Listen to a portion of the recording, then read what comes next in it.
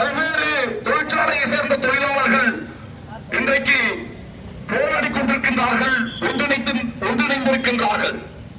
தோழர்களே, நான் கூறியது போல மார்ச் மாதம் என்பது தொழிலாளர்களிடையே ஆண் பெண் என்ற பேதம் இல்லை, ஆண் பெண் என்பவர்களுக்கு சம ஊதியம் வழங்கப்பட வேண்டும் என்கின்ற வரலாற்று முக்கியத்துவத்தை உணர்த்திய மார்ச் 18, மார்ச் 8 உழைக்கும் மகளிர் நாள்.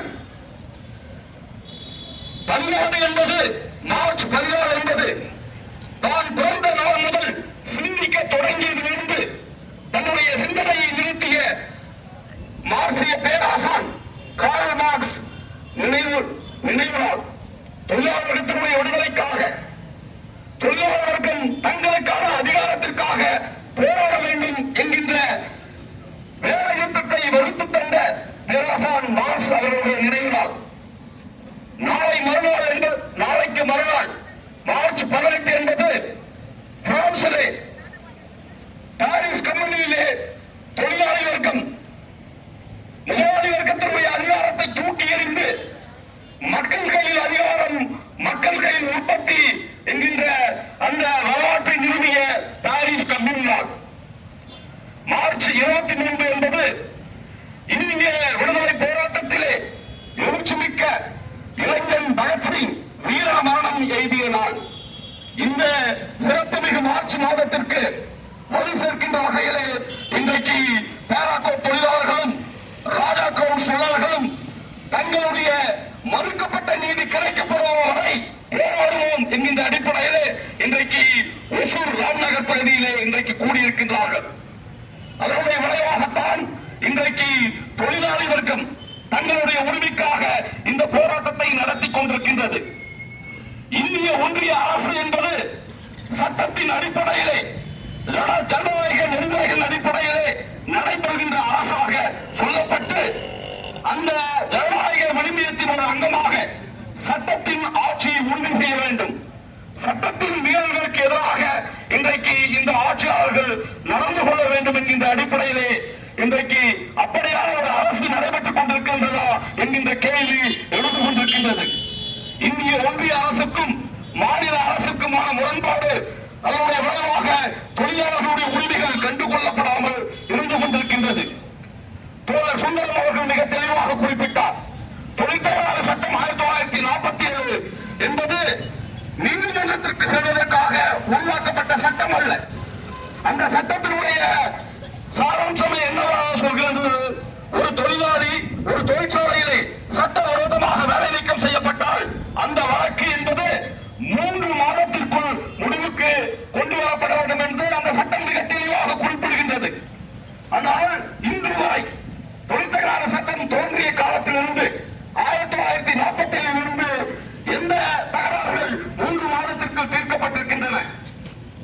தொழிலாளர்கள் சட்டத்தின் மீது நம்பிக்கை இழக்க வேண்டும் அல்லது தொழிலாளர்கள் தங்கள் வாழ்க்கையை இழக்க வேண்டும் என்கின்ற அடிப்படையிலே தான் இன்றைக்கு இந்திய ஒன்றிய அரசுடைய ஆட்சியாளர்களும் சரி, மாநில அரசின் கீழே செயல்பட்டுக் கொண்டிருக்கின்ற தொழிலாளர் துறையிடம் சரி இன்றைக்கு தொழிலாளர்களை ஒதுக்கி வருவதை நாம் பார்த்துக் கொண்டிருக்கின்றோம்.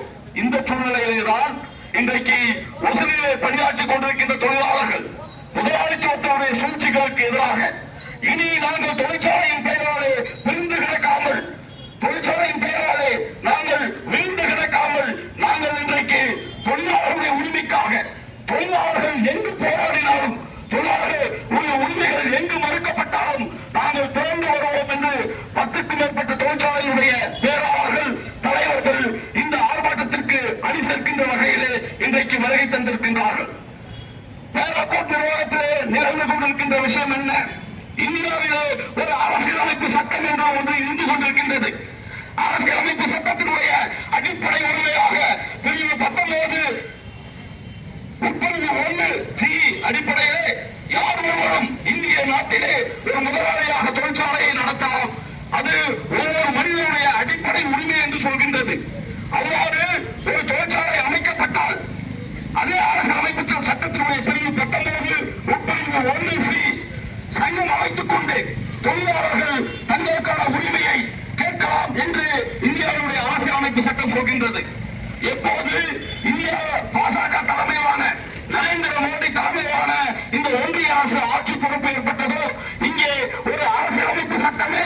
இல்லாத மாறி இங்கே ஒரு எதேச்சதிகார அரசை நடத்தி கொண்டிருக்கின்றது.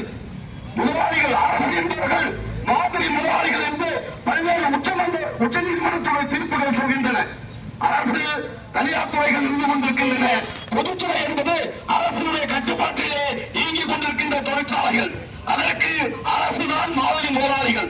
இன்றைக்கு போக்குவரத்து தொழிலாளர்கள் போராடி கொண்டிருக்கின்றார்கள், அரசு ஊழியர்கள் போராடி கொண்டிருக்கின்றார்கள். மாதிரி முதலாளியாக செயல்பட வேண்டிய இந்த அரசு என்பது முதலாளிகள் மிக கொடூரமாக தொழிலாளர்களை சுரண்டிக் கொண்டு ஒடுக்கிக் கொண்டிருக்கின்றது.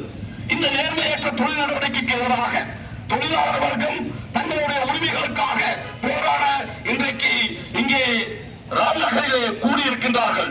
ஆகவே தோழர்களே, இது இந்த தொழிலாளர் வர்க்கத்தின் மீதான இந்த அடக்குமுறை என்பது பேராக்கோட் தொழிலாளர்கள் மீது மட்டுமல்ல, அல்லது ராஜாக்கோட் தொழிலாளர்கள் மட்டுமல்ல, இன்றைக்கு பணி செய்து கொண்டிருக்கின்ற தொழிலாளர்கள் மீது பல்வேறு அடக்குமுறைகள் இன்றைக்கு நிகழ்ந்து கொண்டிருக்கின்றது. எவ்வளவுதான் கூலி வாங்கினாலும் இன்றைக்கு அது எவ்வளவுதான் கடந்து சென்றாலும் இன்றைக்கு தொழிலாளர்களை ஒரு அடிமையாக இன்றைக்கு இந்த முதலாளிகள் நடத்துவதற்கு இன்றைக்கு ஆட்சியாளர்கள் வித்திட்டிருக்கின்றார்கள். அந்த வகையிலேதான் இன்றைக்கு மறுக்கப்பட்ட நீதிக்காக ராஜா கிளப்ஸ் நிர்வாகமும் பேராகோட் நிர்வாகமும் உடனடியாக